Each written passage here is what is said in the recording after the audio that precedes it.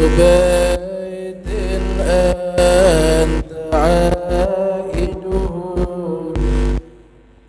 كل بيت أنت ساكنه ليس محتاجا إلى سرجي يا رسول الله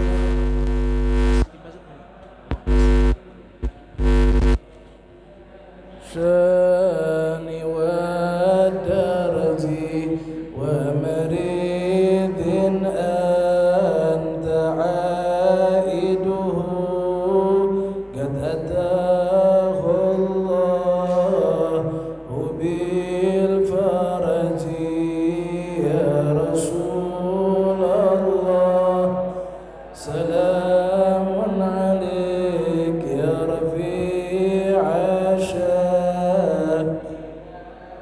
درجي وزمان أنت حاكمه زل ما فيه من العوج يا رسول الله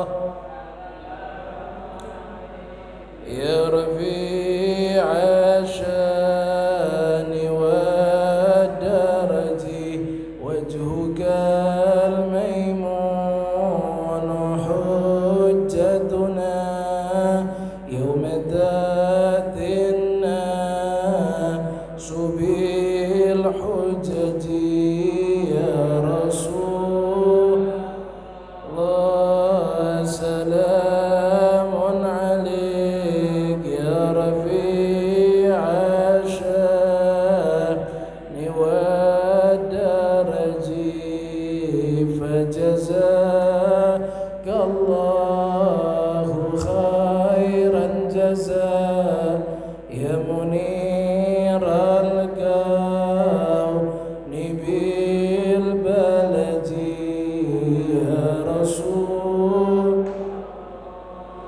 سلام عليك يا رفيع الشان والدرج أهل بيت المصطفى الطهري هم أمان الأرض فالذكري يا رسول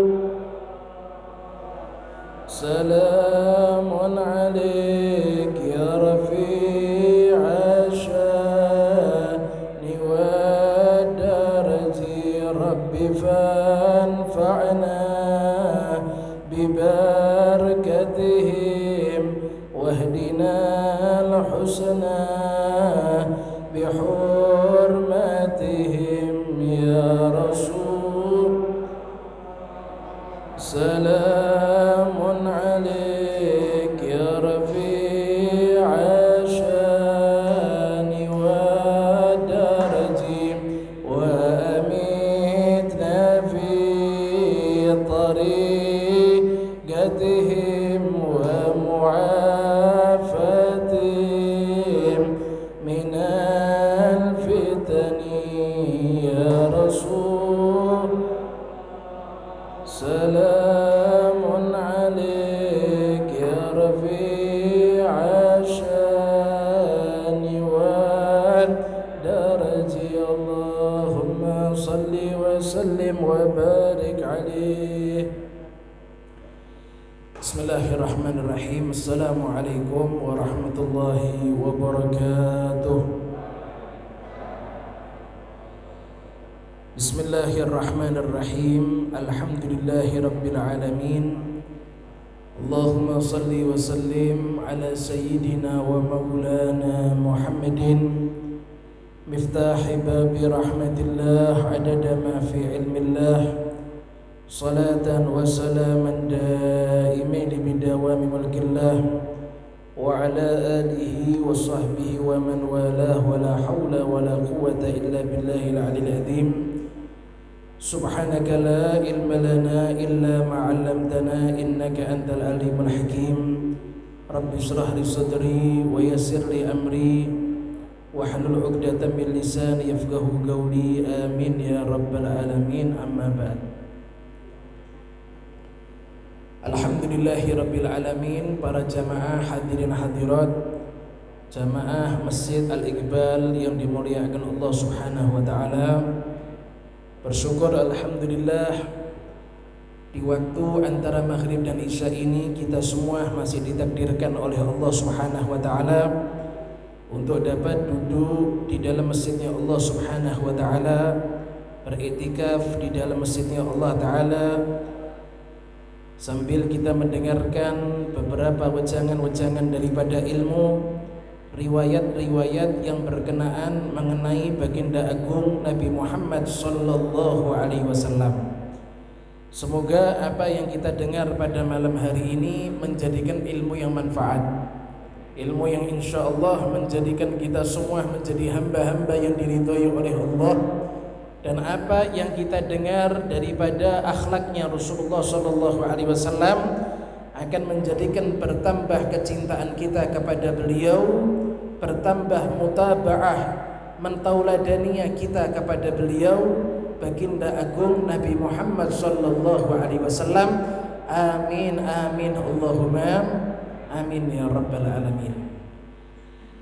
Para jamaah yang dimuliakan Allah Subhanahu wa taala, pada kesempatan ini kita masuk ke dalam pembahasan syama'il yang berkenaan mengenai daripada sifatu karamin Nabi sallallahu alaihi wasallam, yaitu bagaimana sifat kedermawanan Rasulullah sallallahu alaihi wasallam.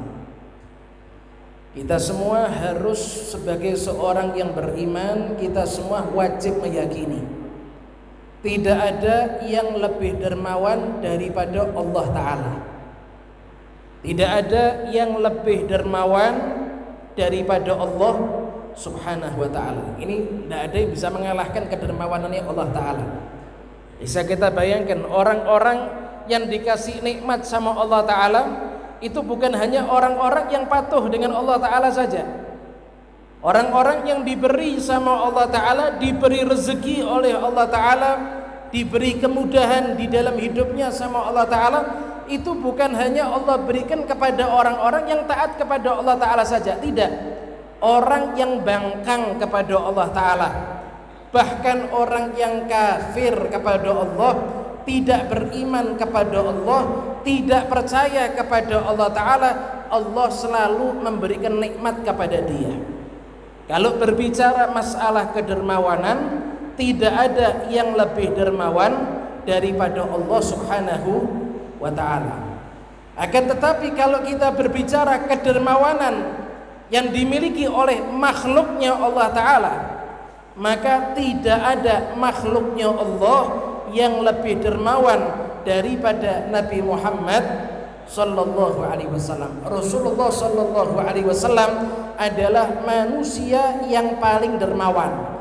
Tidak ada manusia yang lebih dermawan daripada Rasulullah sallallahu alaihi wasallam.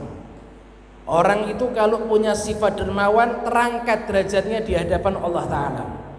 Orang itu kalau punya sifat loman, suka memberi, maka akan diangkat derajatnya oleh Allah Subhanahu wa taala.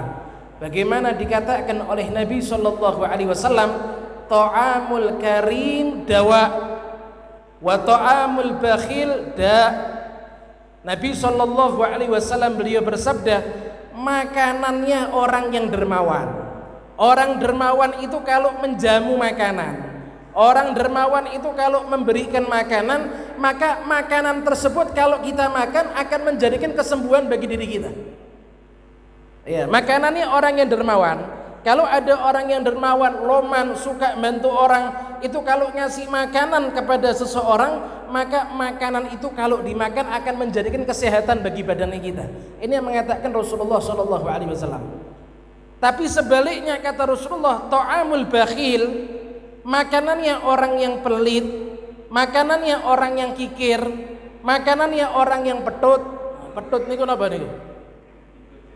Petut niku bakhil yang luar biasa, pelit yang luar biasa. Makanannya orang yang pelit itu adalah adalah penyakit, kata Rasulullah.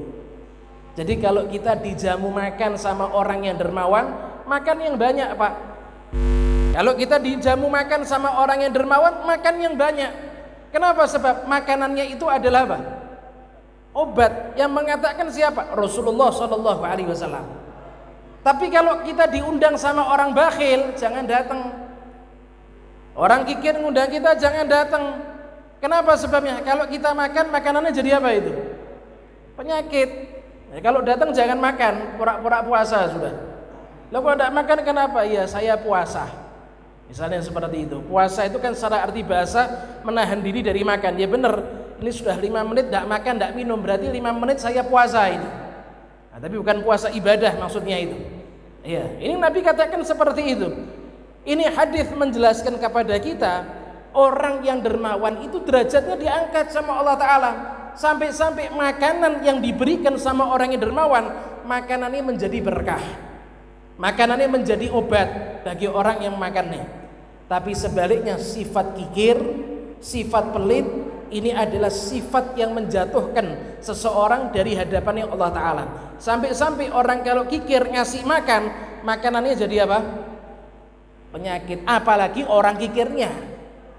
Makanan yang dikasih sama orang yang pelit itu penyakit, apalagi orangnya, itu lebih dijatuhkan derajatnya oleh Allah Subhanahu wa Ta'ala. Makanya termasuk salah satu sifat yang mulia, yaitu adalah sifat karam, sifat dermawan, dan sifat ini dimiliki oleh baginda agung Nabi Muhammad sallallahu alaihi wasallam. Para jamaah yang dimuliakan Allah Subhanahu wa Ta'ala, beberapa riwayat yang menjelaskan bagaimana itu sifat dermawannya Rasulullah sallallahu alaihi wasallam. Diriwayatkan daripada Sayyidina Jabir bin Abdullah radhiyallahu anhu, bahwasanya beliau berkata, "Ma su'ila Rasulullah sallallahu alaihi wasallam syai'an qad faqala la." Kata seorang sahabat yang bernama Sayyidina Jabir bin Abdullah, beliau mengatakan, tidak pernah Rasulullah sallallahu alaihi wasallam beliau diminta. Tidak pernah Rasulullah sallallahu alaihi wasallam beliau diminta sesuatu kemudian beliau katakan tidak. Ini tidak pernah ini. Tidak pernah kalimat la, kalimat tidak terlontar daripada lisannya Rasulullah sallallahu alaihi wasallam ketika dimintai sesuatu sama orang. Nah, coba kalau kita lihat ya, diri kita ini kalau dimintai sama orang sering ngomong iya atau enggak ini. Nah, diri kita ini kalau dimintai sama orang sering bilang iya, iya saya bantu, atau tidak. Sering iya atau enggak itu. Nah, yang sering iya tapi enggak. Nah, yang sering ngomongnya iya karena di depan orang, tapi di belakang akhirnya apa? Pura-pura lupa, pura-pura kabur. Nah, ini manusia seperti itu. Tapi kalau Nabi Muhammad SAW tidak pernah sama sekali kalau diminta sesuatu beliau katakanlah tidak pernah. Ini Rasulullah SAW. Sampai-sampai Rasulullah SAW itu kalau dimintai sesuatu sama salah seorang sahabatnya, ketika memang beliau tidak memiliki sesuatu yang bisa beliau berikan, maka beliau menjanjikan kepada sahabatnya nanti kalau punya akan diberi sama Rasulullah. Bukan Nabi katakan tidak, saya tidak punya, tidak. Tapi Nabi katakan sekarang saya belum punya, tapi nanti kalau saya sudah punya, saya bakal ngasih kepada kamu. Ini akhlaknya Rasulullah sallallahu alaihi wasallam. Subhanallah, tidak pernah ngomong tidak, tidak pernah menolak kepada orang-orang yang meminta-minta. Ya, wa ammas sa'ila fala tanhar. Nah, ini kan perintahnya Al-Quran ini. Kalau ada orang minta-minta jangan diapakan ini, jangan dibentak, jangan ditolak, tidak boleh itu. Iya. Orang itu kalau ada orang minta-minta datang sama kita, tidak boleh kita bentak-bentak, tidak boleh kita caci maki, tidak boleh, tidak boleh kita usir gitu saja, tidak boleh. Iya. Kenapa sebabnya? Karena ini perintah. Dan nyuwun sewu para jamaah yang dimuliakan Allah, orang yang datang kepada kita minta-minta itu adalah ujian daripada Allah Ta'ala.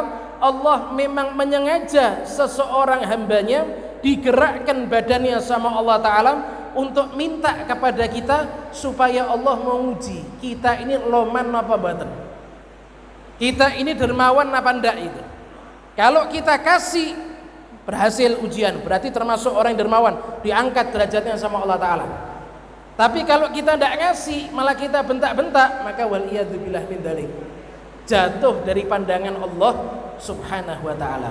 Bahkan nyuwun sewu niku dikatakan di dalam suatu riwayat, tiang-tiang soleh niku Pak, tiang-tiang soleh niku Bu, kalau misalnya didatangi sama orang minta-minta, ketika mereka tidak punya sesuatu yang untuk mereka berikan kepada orang yang meminta, maka orang soleh niku ngasih tawaran, mungkin ada celanamu yang bolong tak jahitkan sini, mungkin badan kamu capek tak pijeti sini kamu. Ya, istilahnya niki napa? Sedekah bukan dengan uang, tapi sedekah dengan apa niki? Dengan tenaga. Ndak berani nolak, ndak punya apa-apa. Ketika diminta ndak punya apa-apa. Ketika dimintai sama orang ndak punya uang sama sekali. Tapi karena ikut akhlaknya Rasulullah, ikut akhlaknya Al-Quran, tidak pernah menolak kepada orang yang meminta, maka mereka kasih tawaran, mungkin bajunya kalian ada yang lubang, bawa kemari biar saya jahitkan. Kalau uang saya ndak ada, kalau menjahit saya bisa. Atau mungkin jenengan capek tak pijeti. Subhanallah, niki akhlaknya sinten niki? Pernah napa mboten kalau jenengan model seperti ini? Pernah napa mboten niki? Pak, jenengan saya ndak punya apa-apa Pak, jenengan kalau meminta sama saya uang saya ndak punya, tapi karena saya ndak punya uang, supaya saya dapat ganjaran tak pijetin jenengan.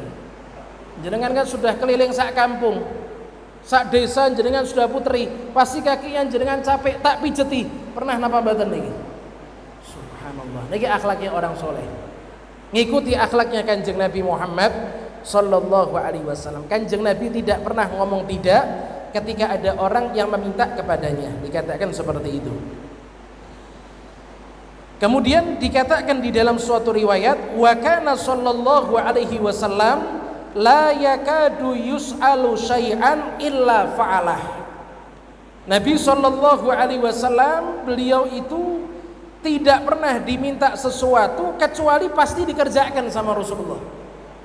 Ada orang minta bantuan sama Rasulullah, pasti dibantu sama Rasulullah.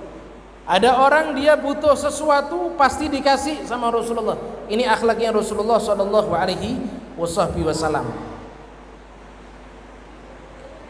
Wa kana sallallahu alaihi wasallam la yakadu yaqulu li syai'in la fa idza huwa su'ila fa arada ayaf'al qala na'am wa illam yurid ayyaf'al sakata. Kemudian dikatakan di dalam suatu riwayat bahwasanya Rasulullah sallallahu alaihi wasallam beliau itu tidak pernah mengatakan tidak terhadap sesuatu yang diminta kepada Nabi sallallahu alaihi wasallam. Kalau Nabi tidak berkenan, Nabi tidak komentar, Nabi diam. Ya, Nabi itu tidak pernah bilang tidak. Ketika diminta sesuatu tidak pernah bilang tidak. Tapi kalau ada seorang sahabat meminta sesuatu kepada Nabi, Nabi kurang berkenan untuk memberi, maka bagaimana tindakannya Rasulullah? Sakata, Nabi diam. Ya, kayak contoh, niki pernah kejadian Kanjeng Nabi Muhammad sallallahu alaihi wasallam diundang sama salah seorang sahabatnya untuk makan ada di rumahnya. Maka ketika diundang itu Rasulullah, Nabi Muhammad datang menghadiri undangan tersebut, maka sahibul bait napa pemilik rumah niku jamu Kanjeng Nabi dengan beberapa jamuan. Di antaranya khubus. Khubus itu roti. Ada juga minyak samin. Zaman dulu niku Pak, makanan yang nikmat itu roti dicocol dengan minyak samin. Itu makanan yang nikmat di zaman Kanjeng Nabi Muhammad sallallahu alaihi wasallam. Lah niku disodorkan Kanjeng Nabi dijamu, ada roti, ada minyak samin, ada yang namanya adzibah. Adzibah niku hewan dhab. Hewan dhab niku di Indonesia ndak ada. Kalau diartikan hewan dhab niku kadal yang ada di padang pasir. Ya, kalau diterjemahkan di kamus-kamus biasanya dhab niku artinya biawak, tapi kalau biawak niku ndak boleh dimakan. Daging biawak niku halal napa haram niku? Haram, ndak boleh biawak dimakan niku ndak boleh. Orang muslim haram makan biawak. Tapi kalau dhab, hewan dhab boleh. Hewan dhab niki bukan biawak, tapi hampir kayak biawak, tinggalnya di padang pasir. Lah ketika Kanjeng Nabi disodorkan ada roti, ada minyak samin, kemudian ada daging dhab, maka ketika itu Nabi SAW beliau makan roti, kemudian makan minyak samin. Nabi tidak komentar dengan hewan dhab niki. Nabi diem. Para sahabat tahu Nabi kurang berkenan makan. Para sahabat tahu Kanjeng Nabi tidak berkenan untuk makan daging hewan dhab. Tapi Kanjeng Nabi tidak komentar. Bahkan Kanjeng Nabi katakan kepada para sahabatnya, ayo kalian makan ini makanan, termasuk juga daging hewan dhab. Tapi Nabi Muhammad tidak makan. Tidak makan dan tidak komentar. Lah niki akhlak. Tidak makan dan tidak nopo komentar. Kanjeng Nabi tidak mau ngomong la. Kanjeng Nabi tidak mau bilang saya tidak mau makan hewan ini. Tidak. Kanjeng Nabi tidak mau ngomong seperti itu. Tapi Kanjeng Nabi kalau tidak mau, beliau tidak katakan tidak, tapi beliau diem, tidak komentar. Nah niki akhlaknya Kanjeng Nabi. Lah kula jenengan juga sami Pak. Nek misalnya kula jenengan niki Bu dijamu makan, kebetulan lauk pauknya niku ada lauk pauk yang kula jenengan tidak senang. Ada lauk pauk yang kula jenengan apa? Tidak senang. Maka bagaimana sikapnya kita? Kita diem, kita tinggalkan, tidak kita ambil. Tapi kita apa? Tapi kita apa nih? Diem, tidak usah komentar. Tidak usah bilang, Pak saya tidak senang lauk ini Pak, menjijikkan bagi saya. Niku sebel bednya sakit hati. Itu yang ngundang gelo niku. Gelo apa mboten niku? Gelo yang ngundang itu. Tapi bagaimana kalau kita tidak berkenan? Kita diem, tidak usah kita ambil. Lah niki akhlaknya Kanjeng Nabi Muhammad sallallahu alaihi wasallam, tidak pernah mengucap tidak. Tidak pernah mengucap saya tidak mau. Kalau memang Nabi itu kurang berkenan, sakata, maka Nabi sallallahu alaihi wasallam beliau diam, tidak komentar sama sekali. Kanjeng Nabi niku tidak pernah mencaci. Tidak pernah mencaci sesuatu. Baik manusia, Kanjeng Nabi tidak pernah mencaci. Hewan, Kanjeng Nabi juga tidak pernah mencaci. Bahkan makanan juga Kanjeng Nabi tidak apa? Tidak mencaci. Niki akhlaknya Kanjeng Nabi Muhammad sallallahu alaihi wasallam. Kalau kita kan kabeh dicaci, Pak. Orang ya dicaci. Nggih napa mboten niki? Nggih napa mboten niki? Orang dicaci, binatang dicaci, makanan dicaci. Niku kula jenengan. Niki bukan akhlak yang baik. Tidak boleh kita mencaci orang itu, tidak boleh. Sibabul mukmin fusuk, kata Rasulullah. Mencaci orang mukmin itu fasik. Orang kalau mencaci orang mukmin niku napa? Fasik. Napa niku fasik? Fasik niku tanda kalau ahli maksiat. Nah, tidak boleh kita mencaci orang mukmin, tidak boleh niku. Haram hukumnya. Nah, iya. Lah akhlaknya Kanjeng Nabi tidak pernah mencaci sesuatu, baik mencaci manusia ataupun binatang ataupun benda mati seperti makanan. Ini akhlaknya Rasulullah sallallahu alaihi wasallam. Lah niki nyuwun sewu para jamaah yang dimuliakan Allah. Para sahabat Kanjeng Nabi niku juga ahlul karam. Para sahabat Kanjeng Nabi niku juga orang-orang dermawan. Kenapa? Sebabnya gurunya mereka adalah Kanjeng Nabi Muhammad sallallahu alaihi wasallam. Para sahabat niku orang-orang yang dermawan. Niku dikatakan, diriwayatkan di dalam Sahih Al-Bukhari. Niki nyuwun sewu. Iya. Coba kalau jenengan perhatikan, niku pernah sekali waktu datang seseorang kepada Kanjeng Nabi Muhammad sallallahu alaihi wasallam. Niki orang datang musafir. Orang yang bepergian, tamu, datang bertamu ke rumahnya Kanjeng Nabi. Maka sama Kanjeng Nabi diajak ke rumah para istrinya. Setiap Kanjeng Nabi datang ke rumah istrinya, Kanjeng Nabi niku tanya kepada istrinya, ini di rumah ada makanan apa yang bisa kita jamukan kepada tamu ini? Maka nyuwun sewu, setiap istrinya Kanjeng Nabi mereka berkata, ma ma'ana illal ma. Setiap istrinya Kanjeng Nabi mereka berkata, nyuwun sewu Kanjeng Nabi, kita tidak punya apa-apa kecuali air putih. Ya, kita tidak punya apa-apa kecuali apa? Air putih. Datang ke rumah istri yang kedua sama juga, tidak ada apa-apa kecuali putih, sampai semua istrinya Kanjeng Nabi diputeri sama Kanjeng Nabi, ternyata setiap istrinya Kanjeng Nabi hanya punya air putih. Berarti tidak ada makanan yang bisa dipakai untuk apa nih? Tidak bisa dipakai untuk apa nih? Jamu tamune Kanjeng Nabi. Maka nyuwun sewu, niki tamune Kanjeng Nabi diajak ke masjid sama Kanjeng Nabi. Sesampainya Kanjeng Nabi di masjid, Kanjeng Nabi berkata kepada para sahabatnya, mayudhifu hadzal rajul, siapa di antara kalian yang ingin menjamu orang ini? Ini orang asing, ini orang musafir, dia pasti orang yang sedang lapar. Siapa di antara kalian yang ingin menjamu orang ini? Iya, maka nyuwun sewu, ngacung satu sahabat. Iya, dikatakan di dalam suatu riwayat niki yang ngacung adalah Sayyidina Abu Talhah Al-Ansari. Namanya adalah Sayyidina Abu Talhah. Ngacung beliau, "Saya ya Rasulullah, saya siap jamu tetamu yang jenengan ini wahai Kanjeng Nabi." Maka nyuwun sewu, sama Abu Talhah niki tamu dibawa ke rumahnya. Sampai di rumah Abu Talhah tanya sama istrinya, "Istri, gimana, kita di dapur kita ada makanan enggak? Ini saya datang bawa tamunya Rasulullah. Saya mengajak dia ke sini untuk kita jamu karena ini tamunya Kanjeng Nabi Muhammad sallallahu alaihi wasallam." Maka nyuwun sewu, istrinya Abu Talhah bilang, "Wahai Abu Talhah, kita ini tidak punya apa-apa. Kita tidak punya makanan. Kita tidak punya lauk pauk. Makanan cuma tinggal satu, yaitu adalah makanan untuk makan malam anak-anak kita. Cukupnya untuk anak-anak kita. Untuk kita berdua tidak ada makanan. Yang sisa cuma makanan untuk anaknya kita." Nah, coba kira-kira kalau kita ada tamu, kebetulan di rumah tidak ada makanan, kecuali makanan yang sudah disiapkan untuk anak kita, kira-kira itu makanan dikasihkan sama tamu atau dikasihkan sama anak kita ini? Pripun nih? Loh ya anak kita, anak kan nomor satu. Nggih napa mboten niki? Nggih napa mboten niki? Anak niku nomor berapa?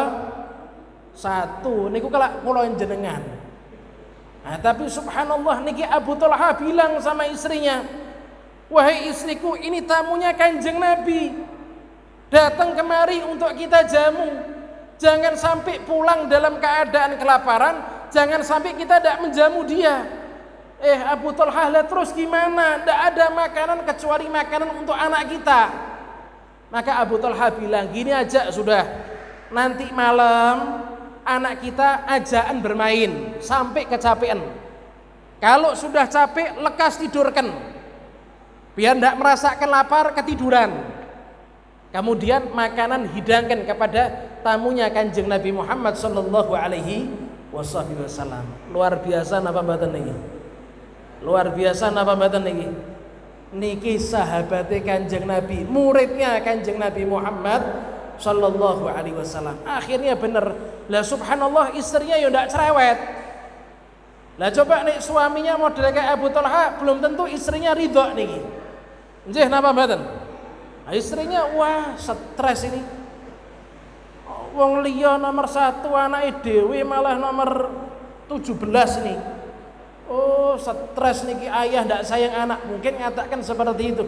Tapi istrinya Abu Talhah juga luar biasa, rela menjamu tetamunya dibandingkan anaknya sendiri.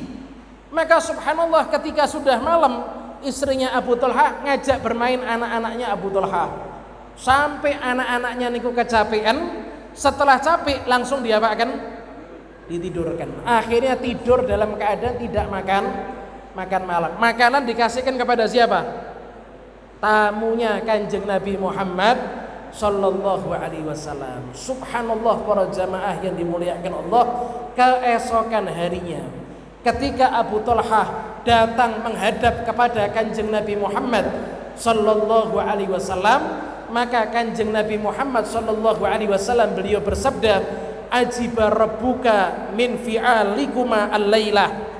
Allah Ta'ala kata Kanjeng Nabi dawuh, Abu Talhah, Gusti Allah Ta'ala terkagum-kagum dengan perbuatan kalian berdua tadi malam.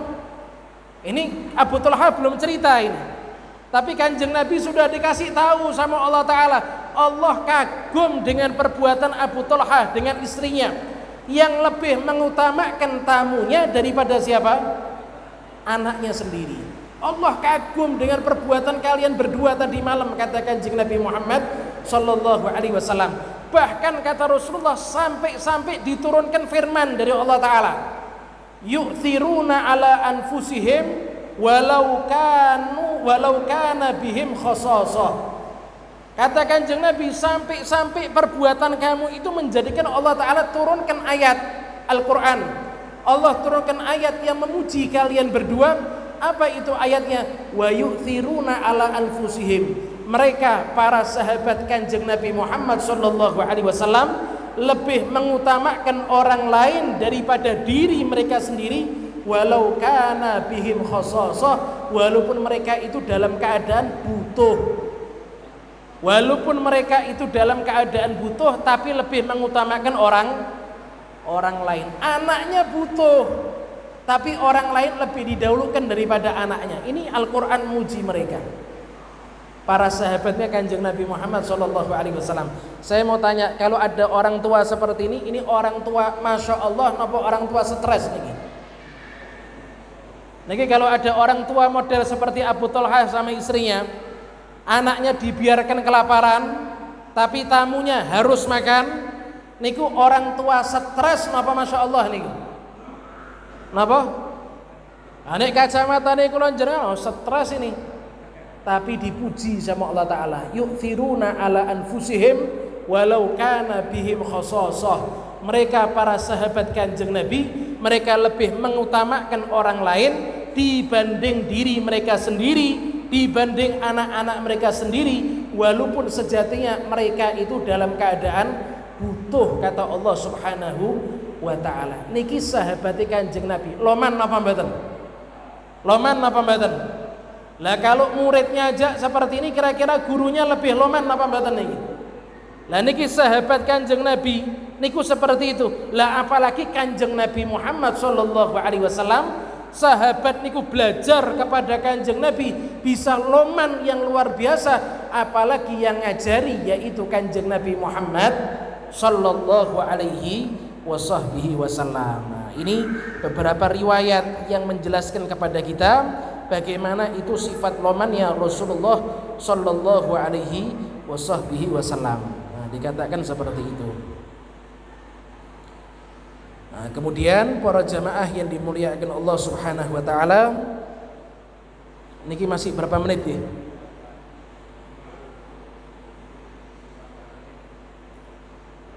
Berapa menit niki? 5 menit. Oke.